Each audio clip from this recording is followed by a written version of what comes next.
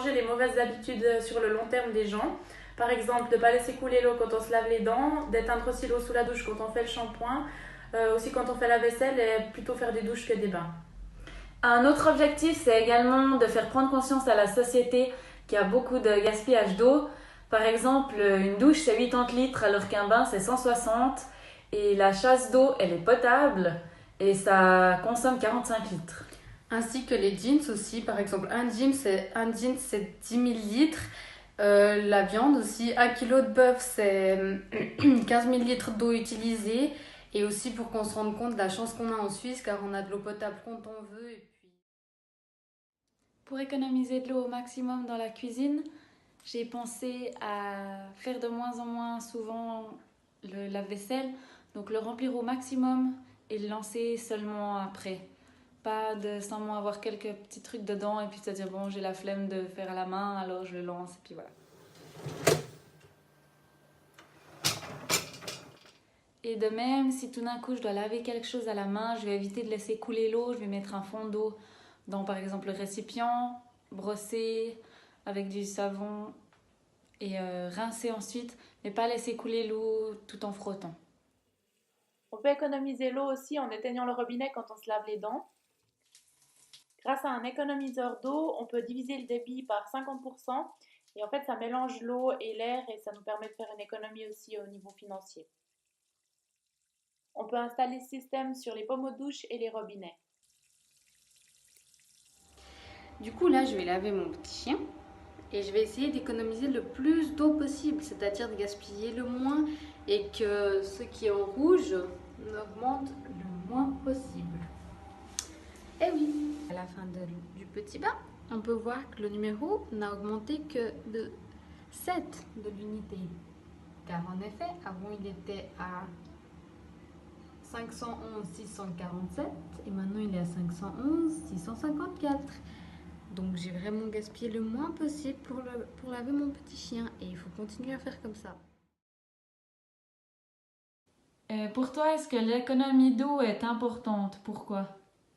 Alors oui, l'économie d'eau est importante parce que bon, elle n'est pas... Déjà, si on regarde sur le porte-monnaie, on peut faire des économies à la fin du mois. Deuxièmement, on a une planète qui est quand même en danger à tout niveau. Donc je pense que déjà rien que de faire une économie d'eau, on peut peut-être aussi faire attention d'en garder pour les cultures s'il y a un été sec comme on a eu cette année. Donc il y a plusieurs points importants. Qu'est-ce que tu fais au quotidien pour économiser de l'eau ou qu'est-ce que tu pourrais améliorer? Alors j'ai fait poser des petites pastilles à tous les robinets et ça, en fait, ça casse le jet d'eau, ce qui fait qu'au lieu de 15 litres, il en vient plus que 7 litres. Et du coup, comme ça, on peut déjà économiser un peu d'eau, que ce soit à la salle de bain, à la cuisine, prendre plutôt des douches que des bains et bien sûr, pendant qu'on se savonne, arrêter l'eau. Nous-mêmes, nous avons des boilers électriques pour l'eau chaude, donc c'est essentiel de couper l'eau chaude dès qu'on n'en a plus besoin et de mettre vraiment que de l'eau froide quand on rince quelque chose, que ce soit à la cuisine ou à la salle de bain.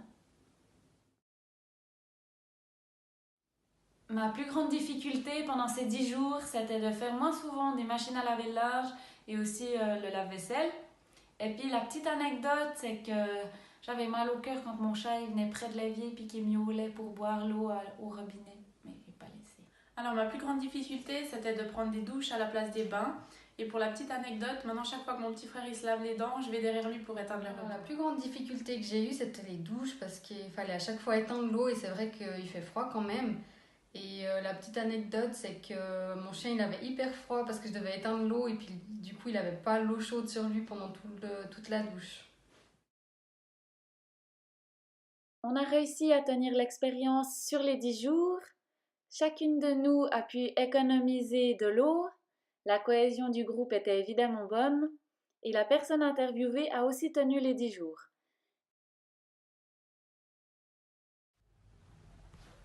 Alors en conclusion, nous ça nous a vraiment ouvert les yeux sur le gaspillage énorme d'eau qu'il y a en Suisse. Et du coup maintenant on va faire plus attention à chaque fois. Et on a vraiment beaucoup apprécié faire cette vidéo et on espère que vous aimerez autant que nous nos petites vidéos. On est très contente du travail qu'on a fourni, de la qualité de notre travail et de l'originalité.